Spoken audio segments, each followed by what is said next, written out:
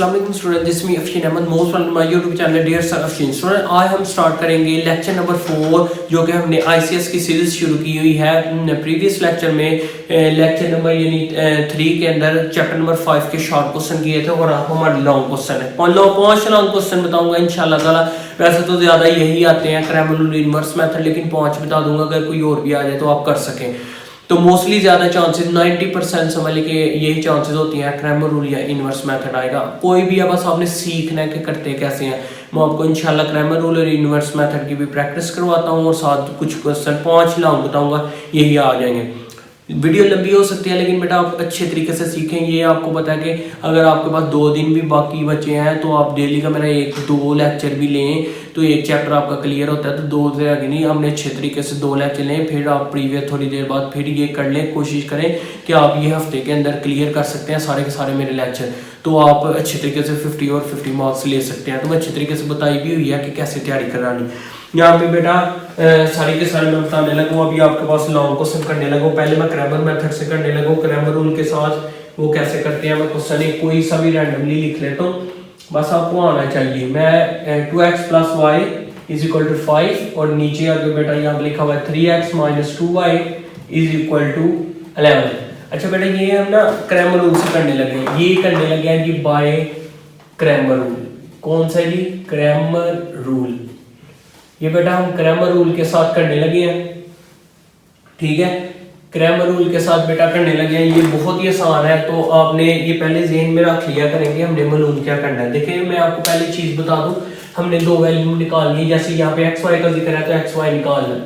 X जो है वो बराबर होगा डिटर्मिनेंट 1/a डिटर्मिनेंट के, और जो वाई है वो बराबर होगा डिटर्मिनेंट 2/a। इसका मतलब है 3 बस डिटर्मिनेंट चाहिए। D1 का चाहिए, A का चाहिए और D2 का चाहिए। ये 3 डिटर्मिनेंट अगर हमारे पास आ जाए तो हम आसानी से जो है ना ये x और y की वैल्यू निकाल सकते हैं। ये है क्रैमर रूल। यहाँ पे सबसे पहले ना इसको मैट्रिक्स फॉर्म के अंदर लिखें। हम मैट्रिक्स फॉर्म में कैसे लिखते हैं? इन मैट्रिक्स फॉर्म। इसको मैट्रिक्स फॉर्म के अंदर लिखते हैं। मैट्रिक्स फॉर्म होते हैं जो इसके कोएफिशिएंट होते हैं उसके जिसके साथ कुछ ना हो तो 1 होता है। यहाँ पे 2 आ गया, यहाँ पे 3 आ गया।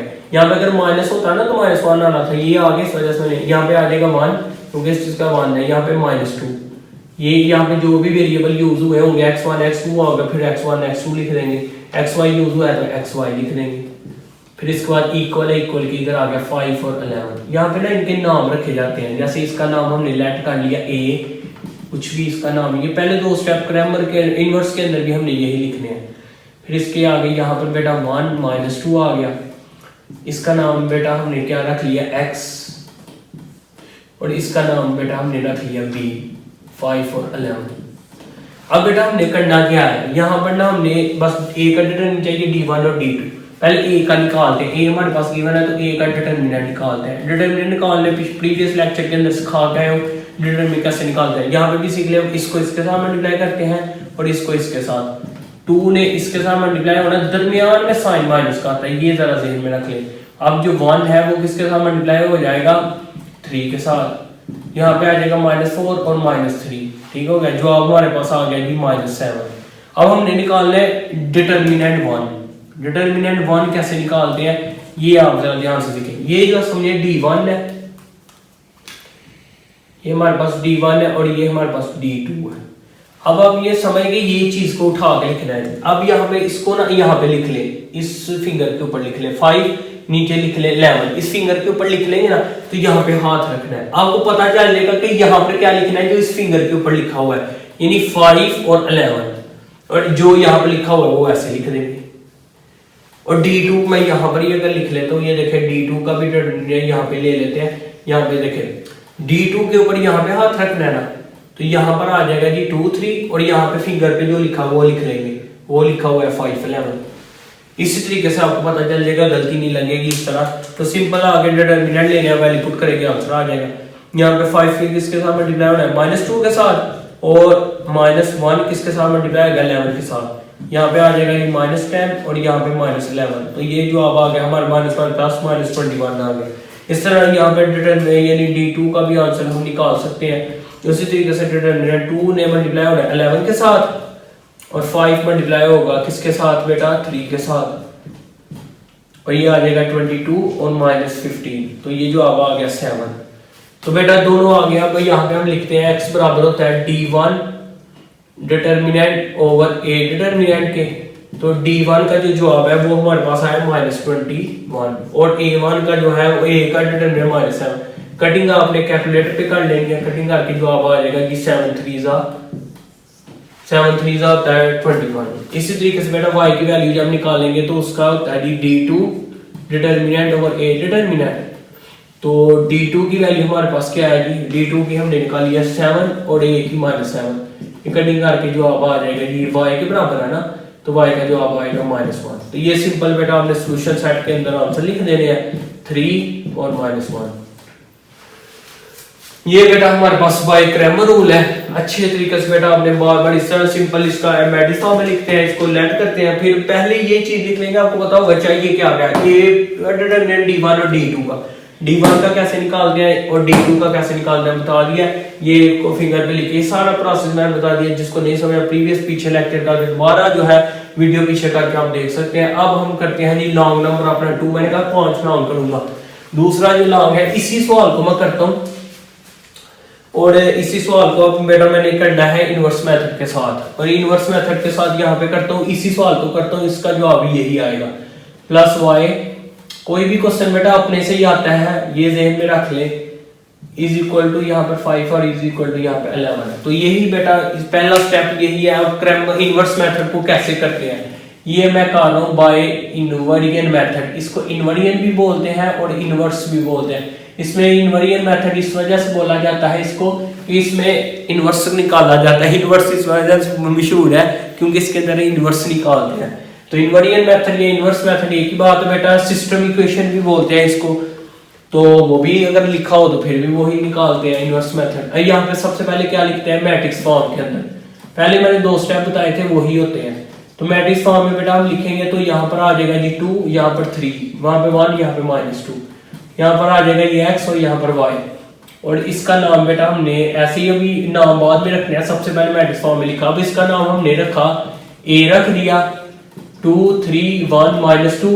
इसका नाम बेटा हमने x रख दिया x और y। इसका नाम बेटा हमने b रख दिया 5 और 11। ठीक हो गया। अब हमने क्या करना है, यहाँ पे इनवर्स निकालना है। या इसका नाम जो है हमने a रखा हुआ है ना, तो यहाँ पर आ जाएगा a। इसका नाम हमने x रखा हुआ है तो इसकी जगह हमने लगा दिया x, आगे इक्वल लगा दिया। इसका नाम क्या रखा b, इसकी जगह क्या आ जाएगा कि b। x मालूम करना है क्योंकि x के अंदर xy है, xy निकालना है। a इधर आके क्या हो जाएगा इनवर्स। अब बेटा ये इक्वेशन समझे मानना है। अब यहाँ पे देखिए हमने x हमारे पास है xy, b भी हमारे पास, सिर्फ इनवर्स नहीं है। तो इनवर्स कैसे निकालते हैं, इनवर्स का फॉर्मूला आगे भी मैंने उस दिन भी बताया था प्रीवियस लेक्चर के अंदर कि एडजॉइंट a और नीचे आ जाता है डिटरमिनेंट। एडजॉइंट निकालना है और डिटरमिनेंट। अब यहाँ पे हम डिटरमिनेंट एडजॉइंट निकालते हैं। डिटरमिनेंट पहले मैं निकालने लगा a का 2 3 1 और -2। 2 को इसके साथ मल्टीप्लाई कर देंगे उसी तरीके से जिस तरह हम निकालते हैं -1 को 3 के साथ। तो ये आ जाएगा -4 -3 जवाब आ गया जी मान। आप कहेंगे सर यहाँ पे भी लिखा हुआ है, बेटा मुझे भी पता है यहाँ पर लिखा हुआ है बिल्कुल उसी तरीके से, लेकिन मैं इस वजह से कह रहा हूँ ताकि आपको पता हो कि ये मैं कह सकता था कि ये सारे स्टेप यहाँ पर है, फिर आपको समझ नहीं थी आ रही कैसे लिख रहे हैं, इस वजह से आपको लैदा करके दे रहा हूँ। मुझे इस चीज का आइडिया है। अच्छा इसके बाद बेटा यहाँ पर क्या लिखेंगे जी एडजॉइंट a। एडजॉइंट a के अंदर हमने क्या करना है, यहाँ पर बेटा आपने क्या करना है, इन दोनों की जगह चेंज करनी होती है, इन दोनों के साइन। तो यहाँ पर -2 आ जाना था, यहाँ पर 2 और यहाँ पे -3 -1। एडजॉइंट भी निकाल दिया। और इनवर्स का हम आसानी से लिख सकते हैं। इनवर्स क्या आ जाएगा हमारे पास, इनवर्स हमारे पास निकल गया जी, ऊपर आ गया एडजॉइंट यानी -2 -3 -1 और 2 और नीचे जो है डिटरमिनेंट। डिटरमिनेंट हमारे पास -7। अब कुछ बच्चे क्या करते हैं इसको साथ ही बेटा आप जब मल्टीप्लाई करेंगे ना, क्योंकि इनवर्स ने b के साथ मल्टीप्लाई होना है, फिर आपको मुश्किल लगेगा। क्योंकि मुश्किल इस वजह से हो जाएगा कि उनके फ्रैक्शन में आ जाएगी वैल्यू, तो आपने मल्टीप्लाई बाद में करवाना है। सबसे पहले अब हम यहाँ पे आगे फर्दर इसको सॉल्व करते हैं कि यहाँ पर x जो है ये चीज को यहाँ पे मैं दोबारा लिख रहा हूँ, इनवर्स और b लिखा हुआ है। यहाँ पर जो x की वैल्यू है ना बेटा, वो x की वैल्यू है क्या। अब x की वैल्यू बेटा हमें पता है कि x और y है, कहाँ पे लिखी है, ये लिखी है। इनवर्स की वैल्यू ये भी हमने निकाल लिया, क्या है जी -2 -1, थोड़ा सा वक्फा दे के लिखना बेटा। अच्छा इसके बाद -3 और यहाँ पे क्या आ गया 2, आगे नीचे है जी -7 तो -7 आ जाएगा। यहाँ पर क्या है b लिखना है तो b को लिखते हैं, b क्या है हमारे पास 5 और 11। अब इन दोनों को मल्टीप्लाई करते हैं, जो जो आएगा फिर डिवाइड करवाएंगे एंड पे। अच्छा इसको मैं रेज कर रहा हूँ, ठीक है, और ये अर्जाइना हमने निकाला हुआ है, वैसे पता चल गया हुआ है ये हिस्सा है इसका, लेकिन मैं अभी जगह नहीं है तो इस वजह से इसको रेज कर दूँ। अच्छा यहाँ पर बेटा ऐसे ही आ जाएगा, ऊपर मल्टीप्लाई करते हैं, मल्टीप्लाई आपको पता है इधर एल लगाना है इधर टेल के साथ, -2 किसके साथ मल्टीप्लाई होगा 5 के साथ, प्लस लगाते हैं दरमियान में मल्टीप्लाई, -1 किसके साथ मल्टीप्लाई होगा 11 के साथ, -3 किसके साथ मल्टीप्लाई होगा 5 के साथ, +2 किसके साथ मल्टीप्लाई होगा 11 के साथ, और नीचे 7 ही है -7। अब ऊपर यहाँ पर x y आ रहा है, अब यहाँ पे देखें -10 बन गया और ये बनता है -11, और ये -15 बन गया और ये है +22, और नीचे आ गया -7। अब ऊपर ये देखें, ऊपर हमारे पास -21 आ गया और नीचे आ गया जी +7, तो नीचे हमारे पास -7 है। अब दोनों के नीचे लगा के हम वैल्यू निकाल लेते हैं, -21 ओवर -7 +7 ओवर -7, तो ये कटिंग करके हमारे पास ऊपर 3 आ जाएगा और नीचे करेंगे तो -1 आ जाएगा, और यहाँ पर x है और नीचे y है, वो यानी x और y आ रहा है। ये सिंपल सा बेटा क्वेश्चन था, तो यहाँ पर हम सॉल्यूशन सेट भी लिख लेते हैं। ये देखें फिर वही जो आया 3 और -1, आगे भी हमारे पास 3 और -1 था।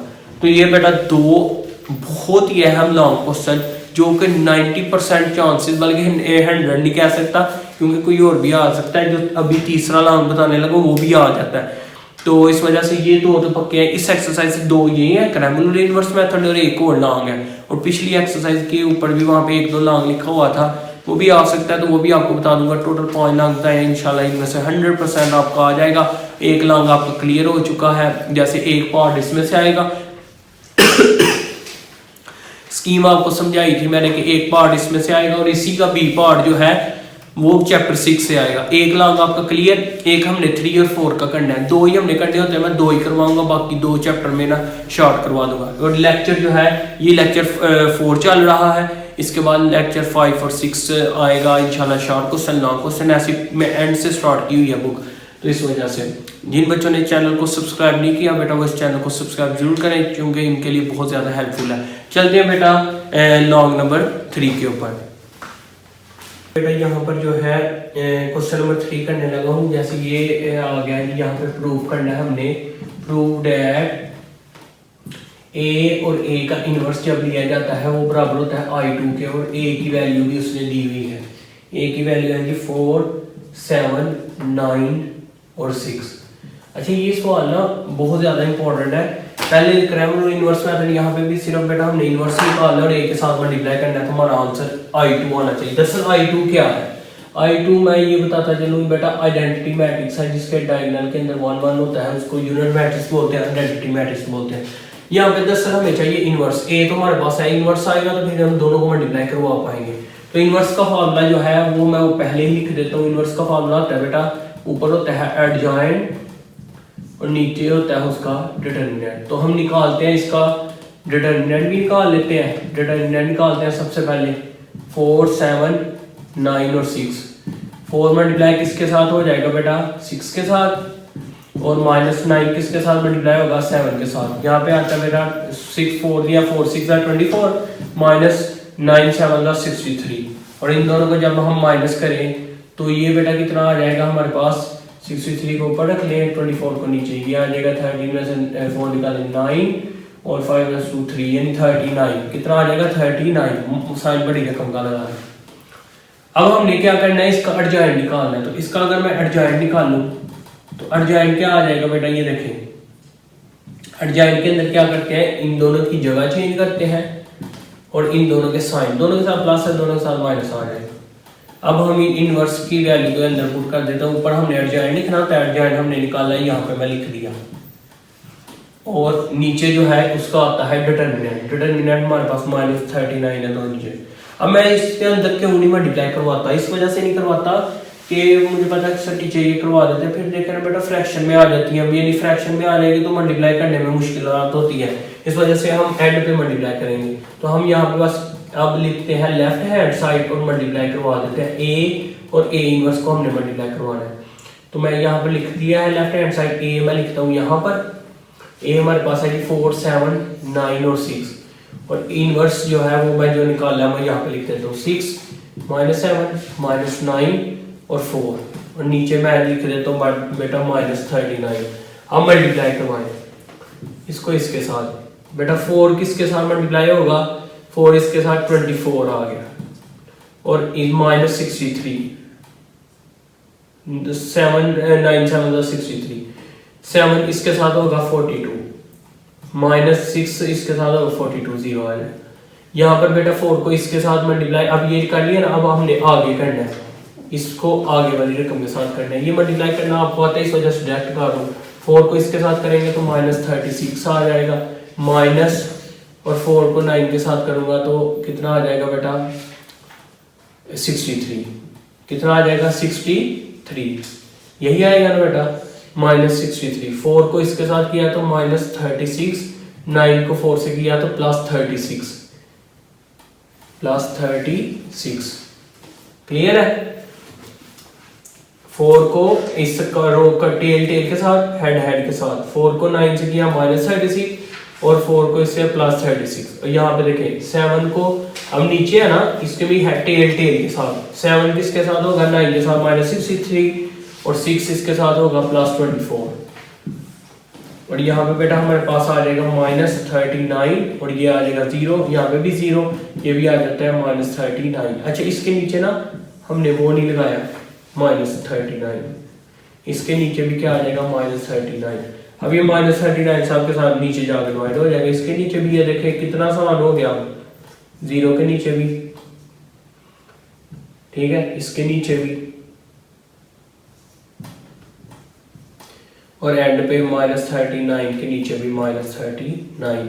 अब ये देखें 0 जिसके साथ मल्टीप्लाई हो ये डिवाइड हो, या फिर ऐसे 1 आ गया तो 0, यहाँ पे 0, यहाँ पे भी 0, यहाँ पे भी 1, 0 मल्टीप्लाई डिवाइड हो 0 ही आता है, और ये किसके बराबर है I2 के।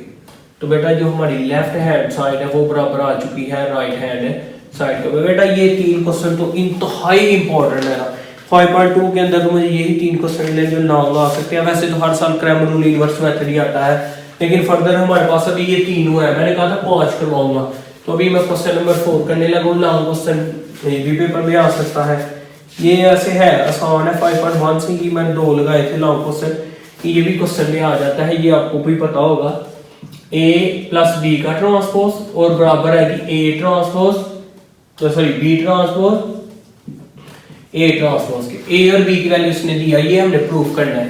तो मैं बेटा ये भी क्वेश्चन आपको यहाँ पे करके देता हूँ। ये देखो अब यहाँ पे लिखा हुआ है कि A और B का ऊपर लिखा हुआ है ट्रांसपोज, ये है लेफ्ट हैंड साइड, ये क्या है लेफ्ट हैंड साइड। तो यहाँ पे ब्रैकेट है तो मैंने ब्रैकेट लगा दी, A है तो मैं यहाँ पर A लिखूंगा, आगे B है तो मैं यहाँ पर B लिखूंगा, आगे ऊपर ट्रांसपोज है तो ट्रांसपोज डाल दूंगा, ये लेफ्ट हैंड साइड है। तो यहाँ पर जो वैल्यू है मैं लिखता हूँ 1 5 0 और नीचे लिखी हुई है 2 3 और 4, यहाँ पे लिखा हुआ है 1 2 3 और यहाँ पे लिखा हुआ है 0 2 और 1। बेटा हमने इन दोनों को मल्टीप्लाई करवाना है, सिंपल सा सवाल है, मल्टीप्लाई करवाना तो हमें आता है। यहाँ पे 2 रो है तो समझे 2 ही आएगी यहाँ पर, इधर और ऐसे लगा देना है, 1 को 1 के साथ 1, 5 को 2 के साथ 10, 0 को इसके साथ 0। अब नीचे आ गया ना तो नीचे लिखेंगे, 2 को 1 के साथ 2, 3 को 2 के साथ 6, 4 को 3 के साथ 12। इस तरीके से अब हमने एरो आगे लगा देना है, इसके साथ मल्टीप्लाई करें, 1 को 0 के साथ 0, थोड़ा सा फर्क लेना हम, 5 को 2 के साथ 10, 0 को इसके साथ 0, 0 जिससे मल्टीप्लाई 0 हो जाता है, 2 को 0 के साथ 0, 3 को 2 के साथ 6, 4 को 1 के साथ 4, ऊपर t है तो t लगा देंगे। इसी तरीके से बेटा हमारे पास यहाँ पे आ जाएगा 11, यहाँ पर 8 और 12 कितना हो जाता है 20, यहाँ पर 10 आ जाएगा और यहाँ पे कितना आता है 10, ऊपर है ट्रांसपोज। जब इसका ट्रांसपोज लेंगे ना तो क्या आ जाएगा बेटा, रो है, ये रो है, कॉलम में कर लेंगे 10 11 और 10, और यहाँ पे आ जाएगा जी ये रो है और कॉलम में कर लेंगे 20 और 10। ये हमारे पास लेफ्ट हैंड साइड है। यहाँ पे मैं नीचे राइट हैंड साइड भी कर देता हूँ। राइट हैंड साइड इससे भी ज्यादा आसान है, बी ट्रांसपोज और ए ट्रांसपोज। यहाँ पे सबसे पहले हमने ट्रांसपोज लेना है, फिर डिटरमिनेंट लेना है। पहले मैं बी लिखता हूँ। बी हमारे पास क्या है जी, बी ये वाली रकम थी 1 2 3 0 2 1 और इसके ऊपर टी है तो मैं टी डाल दिया। ए लिखा, ए हमारे पास ये है 1 5 0 2 3 4, इसके ऊपर टी है तो मैं टी डाल दिया। अब इसका मैं ट्रांसपोज पहले लेना है फिर मल्टीप्लाई करवाना है।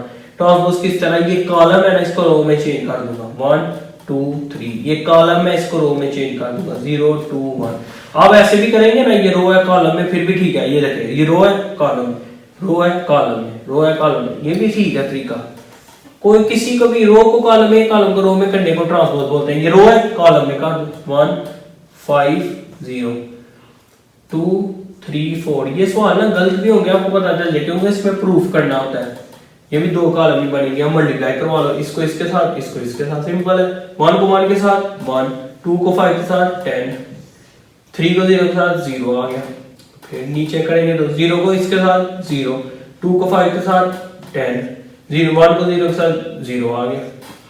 अब हमने आगे करवाना है ना मल्टीप्लाई, तो यहाँ पे लगा दें 1 को 2 के साथ 2, 2 को इसके साथ 6, 3 को इसके साथ 12, अब 0 को 2 के साथ 0, 2 को 3 के साथ 6, 1 को 4 के साथ 4।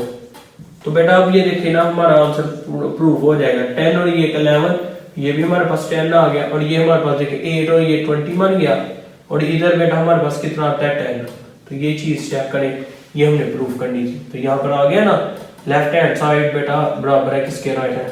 सवाल कोई भी आ जाए बेटा तरीका आना चाहिए किस तरह करना है। ये देखिए मैंने एक ही आराम से कितना आसानी से कर दिया है। यहाँ पे वैल्यू चेंज करें, वैल्यू चेंज करने दो, आपको बस तरीका आना चाहिए। मल्टीप्लाई भी करना आपको सिखा दिया है, सारा कुछ सिखा दिया। बस लास्ट लॉन्ग क्वेश्चन है, ये ज्यादा कम आता है लेकिन फिर भी आ सकता है, तो मैं लिख देता हूँ। यहाँ पे ना उसने ये मालूम करने के लिए कहा है कि आपने करना है सॉल्व एक्स, सॉल्व करना है आपने एक्स, ठीक है। और यहाँ पे जो इक्वेशन दी है उसने वो दी है 3x - 2a और इज इक्वल टू b। यहाँ पे ना उसने बेटा a और b की वैल्यू भी मुझे दी है, लेकिन सबसे पहले मैं a और b की वैल्यू बाद में पुट करता हूँ। पहले मैं x को इस तरफ लेके आता हूँ, 3x ये माइनस उधर जाके आ जाएगा प्लस। अब a और b की वैल्यू मैं पुट कर दूंगा, यहाँ पर a पुट कर दूंगा और प्लस आगे b है तो b पुट कर दूंगा, एंड में जाके इसको डिवाइड करवा लूंगा। अब a की वैल्यू उसने जो दी है मैं यहाँ पे लिखता हूँ 2 3 और -2, -1 1 और 5। यहाँ पे उसने वैल्यू दी है जी 2 5, यार कॉलम थोड़ा सा, -3 और 4 1 और -1। सबसे पहले इसको 2 से मल्टीप्लाई करवाओ, क्या आता है जी 4 -2 6 2 और 2 से -4 और यहाँ पे आ जाएगा 10 और यहाँ पे प्लस आगे इसको यहाँ पे लिख देंगे जी 2 5 -3 4 1 और -1। अब बेटा इन दोनों को हमने क्या करवाना है, प्लस डायरेक्ट ही करवा लेते हैं। 4 + 2 कितना आ गया 6, -2 और +5 3, क्योंकि -2 और +5 माइनस प्लस माइनस ये आपको पता ही है कि 5 में से 2 निकालेंगे तो 3 आ जाएगा। 6 - 3 2 ये 6 आ गया, 4 को इसके साथ करेंगे तो 5। इसके बाद सॉरी यहाँ पे कहाँ पे पहुंच गए थे, हाँ सॉरी यहाँ पे पहुंचे तो इसको इसके साथ -4 1 -3, इसके बाद 10 और इसको यानी 10 - 1 यानी 9 आ जाएगा। तो ये मल्टीप्लाई था, यहाँ पे बचा 3x, ये मल्टीप्लाई करा क्या आ जाएगा डिवाइड। इनके नीचे क्या आ जाएगा जी 3, मतलब कि 6 3 3 6 -3 और 9। अब इसके सब के नीचे जाकर डिवाइड हो जाएगा तो x की वैल्यू निकल आएगी 6/3 3/3 3/3 सबके नीचे लिखते जाना ये वाला 3 6/3 फिर -3/3 और 9/3 और जब ये डिवाइड करेंगे तो फाइनली एक आंसर आ जाएगा मैट्रिक्स के अंदर। यहाँ पे आ जाएगा जी 2, यहाँ पे आ जाएगा जी 1, यहाँ पे आ जाएगा जी 1, यहाँ पे आ जाएगा 2, यहाँ पे बेटा आ जाएगा 3 और यहाँ पे आ जाएगा जी -1। ये फाइनल बेटा ये बेटा 5 लॉन्ग क्वेश्चन थे, आपको करवा दिए अच्छे तरीके से। उम्मीद आपको बहुत अच्छे तरीके से समझ आ चुकी होगी। फिर भी बेटा किसी किस्म की कोई भी प्रॉब्लम हो तो कमेंट्स में मुझे जरूर बताएं, इंशाल्लाह मैं जरूर सॉल्व करूंगा। बेटा बहुत ज़्यादा मेहनत होती है, इस वजह से कोशिश किया करें इसको ज़्यादा से ज़्यादा, खुद भी मेहनत किया करें ताकि मुझे फिर आप दुआ में याद रखें। इंशाल्लाह यही पेपर में आएंगे तो आप बहुत दुआएं भी देंगे। इस तरह इसको ज़्यादा से ज़्यादा दोस्तों के साथ शेयर किया करें, अपने फ्रेंड के साथ शेयर करने के साथ साथ क्लास फेलो के साथ भी शेयर किया करें, कज़नों के साथ भी शेयर किया करें। कोई भी प्रॉब्लम हो तो मुझे कमेंट्स में ज़रूर बताया करें, दुआ में याद रखें। नेक्स्ट लेक्चर देखने के लिए इस चैनल को लाइक सब्सक्राइब शेयर भी ज़रूर करना है। मिलते हैं नेक्स्ट लेक्चर में। अल्लाह हाफिज़।